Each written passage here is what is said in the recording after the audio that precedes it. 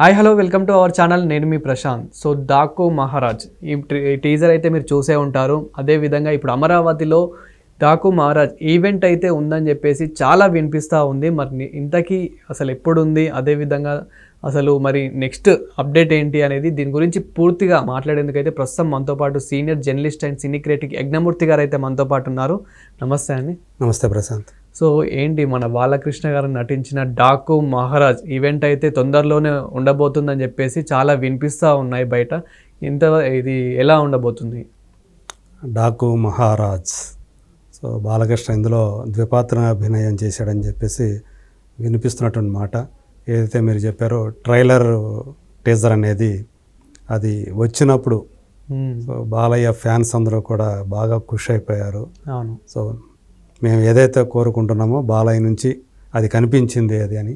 పైగా గుర్రం మీద స్వారీ చేస్తూ కనిపించిన తీరు ఏదైతే ఉందో, ఆయన లుక్స్ ఏదైతే ఉందో దానికి బాగా ఇంప్రెస్ అయిపోయారు ఫ్యాన్స్ అందరూ కూడా. టైటిల్ కూడా వాళ్ళందరికీ బాగా నచ్చినట్టు కనిపిస్తుంది. అయితే కొంతమంది ఇప్పుడు ఆయన ఒక ఎమ్మెల్యే కూడా రాజకీయ నాయకుడు, మరి ఆయనకి డాకు అనేది ఎంతవరకు సెట్ అవుతుంది అంటే, డాకు అంటే మనకు తెలుసు బందిపోటు. సో ఒకప్పుడు చంబల్లో ఆయన గడగడలాడించినటువంటి పేరు మోసినటువంటి డాకు అంటే బందిపోటు దొంగ డాకు మాన్సింగ్. సో ఆయన స్ఫూర్తితోటి ఈయన ఇందులో బాలకృష్ణ పాత్రని మలిచారు అని చెప్పేసి కూడా వినిపిస్తుంది. అది ఎంతవరకు నిజం ఏంటనేది ఇంకా డైరెక్టర్ అయితే మనకి ఇంకా చెప్పలేదు, బాబీ. సో ఏదేమైనప్పటికీ కూడా సితారా ఎంటర్టైన్మెంట్స్ బ్యానర్లో నందమూరి బాలకృష్ణ చేసినటువంటి మొట్టమొదటి సినిమా ఇది. అలాగే ఒక హ్యాట్రిక్ హిట్ తర్వాత, అంటే వరుసగా 3 సినిమాలు, అది కూడా పాండమిక్ తర్వాత. సో అఖండ నుంచి మొదలైనటువంటి ఆయన విజయాల పరంపర వీరసింహారెడ్డి, భగవంత కేసరితో కొనసాగింది. ఇప్పుడు రెండో హ్యాట్రిక్కి ప్రారంభంగా వచ్చేటువంటి రేపు జనవరి 12న ఆల్రెడీ డేట్ కూడా అనౌన్స్ చేశారు, రిలీజ్ డేట్ కూడా జనవరి 12 అని చెప్పేసి. సో వచ్చే ఆ డాకు మహారాజ్ సో అంటే రెండో హ్యాట్రిక్కి పునాది వేస్తుందని చెప్పి కూడా అందరూ కూడా నమ్ముతూ ఉన్నారు. నాగవంశీ చెప్పిన మాటలు బట్టి అయితే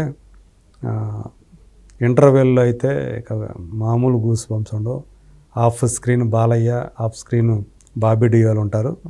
ఆ సీన్లు నాకైతే రోమాలు నెక్కబడుచుకున్నాయి. ఇంకా మీకు ఇంకెలా ఉంటుందో నేను చెప్పలేను. అంటే ఆయన హైప్ పెంచేసాడు. బాలకృష్ణ గారు ఒక్క అడుగేసిన థియేటర్ అంతా దద్దరిల్లుతుంది, ఒక్క చిన్న డైలాగ్ చెప్పినా థియేటర్ అంతా దద్దరిల్లుతుంది, ఒక కత్తి పట్టుకున్నా ఇంకా అరుపులు కేకలు. అలాంటిది మళ్ళీ ఇంకా మెయిన్ ఇప్పుడు ట్రెండింగ్లో ఉన్నాడు బాబీ డియోల్ ఎనిమల్ నుంచి.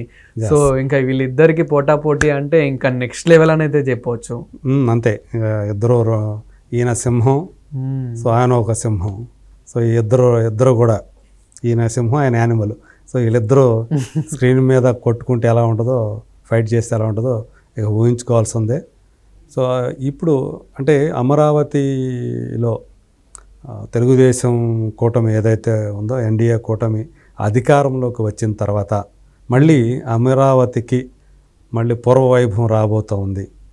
సో అనేది అందరికీ కూడా చాలా సంతోషాన్ని కలిగిస్తున్నటువంటి విషయం. సో ఇప్పటిదాకా అమరావతిలో ఒక పెద్ద ఈవెంట్, సినిమా ఈవెంట్ ఇంతవరకు జరగలేదే, ఎప్పుడు జరుగుతుంది అని అందరూ కూడా ఎదురు చూస్తున్నారు, ఆ ప్రాంతం వాళ్ళందరూ కూడా. సో ఇప్పుడు మొదటగా బాలయ్య సినిమా డాకు మహారాజ్ ఈవెంటే అక్కడ జరగబోతుంది. సో రిలీజ్కి 4 రోజుల ముందు, అంటే బహుశా జనవరి 7 కానీ 8 కానీ. అవును.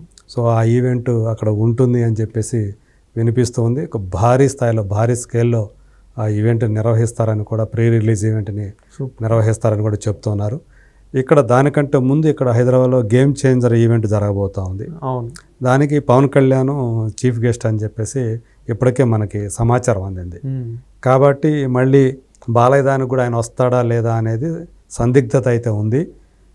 ఆయన వచ్చినా రాకపోయినా ఈ ఇద్దరు తండ్రి కొడుకులు చంద్రబాబు నాయుడు, నారా లోకేష్ ఇద్దరు కూడా గెస్టులుగా, చీఫ్ గెస్టులుగా ఆ ఈవెంట్కి హాజరవుతారని చెప్పేసి చెప్పుకుంటూ ఉన్నారు. ఆల్రెడీ మనం అన్స్టాపబుల్ ప్రోగ్రాంలో వీళ్ళ ఇద్దరి అనుబంధం ఏంటో చూస్తూనే ఉన్నాం. ఆల్రెడీ 2-3 సీజన్లో అయితే రావడం అయితే జరిగింది. సో ఇప్పుడు ఇంకా ఈ ఈవెంట్కి కూడా వచ్చినారంటే ఇంకా నెక్స్ట్ లెవెల్ అనే చెప్పొచ్చు. ఒక పక్క ఒక ఆయన వియంకుడు, ఇంకొక ఆయన అల్లుడు బాలయ్యకి. సో ఆల్రెడీ చూసాం మీరు అన్నట్టు అన్స్టాపుల్ రీసెంట్ అంటే మొదటి దానితో కాకుండా ఇప్పుడు రీసెంట్గా అప్పుడేమో ఆయన ప్రతిపక్ష నాయకుడిగా ఉన్నాడు, ఇప్పుడు ముఖ్యమంత్రి హోదాలో ఏదైతే చంద్రబాబు నాయుడు గెస్ట్గా వచ్చి అన్స్టాపుల్ తను ఈ మధ్య కాలంలో జరిగినటువంటి ఘటనల గురించి జైలు జీవితం గురించి కూడా కొన్ని పంచుకున్నారో, అలాగే ఆయనకు సంబంధించినటువంటి వ్యక్తిగత విషయాలను కూడా కొన్ని సరదా విషయాలను కూడా బాలకృష్ణ ఆయనతో ఏవైతే షేర్ చేసుకున్నారో అది బాగా వాళ్ళిద్దరి కెమిస్ట్రీ అన్స్టాపుల్లో బావా బామ్మద్ అనుకోండి లేకపోతే వియంకులు అనుకోండి, వాళ్ళ కెమిస్ట్రీ చాలా బాగా పండిందని చెప్పాలి. సో అందుకని అది గ్రాండ్ సక్సెస్ అయింది ఫస్ట్ ఎపిసోడ్ అది. సో దాంతోటే సీజన్ 4 అనేది అన్స్టాపుల్ సీజన్ 4 స్టార్ట్ అయిందని మన అందరికీ కూడా తెలుసు. సో ఇప్పుడు ఈ సినిమాకి వస్తే డాకు మహారాజు. సో అమరావతిలో కనుక జరిగితే అది ఏ లెవెల్లో ఉంటుంది అనేది కూడా చూస్తూ ఉన్నారు. ఎందుకంటే ఆంధ్రప్రదేశ్ అందులోనూ అమరావతి ప్రస్తుతం అధికారంలో ఉంది వీళ్ళ ప్రభుత్వమే కాబట్టి ఖచ్చితంగా కొన్ని వేలాది మంది లేదా లక్షలాది మంది ఆ ఈవెంట్కి తరలి వచ్చే అవకాశాలు ఉన్నాయి. ఓవైపు తెలుగుదేశం సంబంధించినటువంటి కార్యకర్తలు, ఇంకోవైపు బాలయ్య బాబు ఫ్యాన్స్. సో వీళ్ళందరూ సో చంద్రబాబు నాయుడు వీళ్ళు వస్తున్నారంటే ఇంకా అది వేరే రేంజ్లో ఉంటుంది.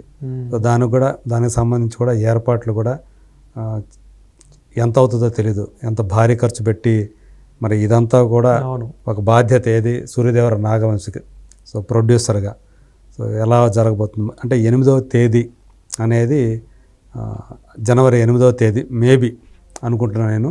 ఆ రోజు అమరావతి మామూలుగా ఉండదు, అక్కడ సో కళకళలాడిపోతూ ఉంటుంది. మనం ప్రతి ఈవెంట్లో ఏదో ఒక అప్డేట్ అయితే చూస్తూనే ఉంటాం. అంటే టీజర్ కానీ ట్రైలర్ కానీ చిన్న సాంగ్ కానీ లిరికల్ సాంగ్ కానీ ఇలా ఏదో ఒక అప్డేట్ చూస్తూ ఉంటాం. మరి మనం ఈ ఈవెంట్లో ఎలాంటి అప్డేట్ ఎక్స్పెక్ట్ చేయొచ్చు? నాకు తెలిసి ముందుగానే అంటే సాంగ్స్ కానివ్వండి ట్రైలర్ కానీ ముందే వచ్చేస్తాయి. ఇక్కడ నేను అనుకోవడం వేరే కొత్తగా అప్డేట్ ఏమి ఉండకపోవచ్చు.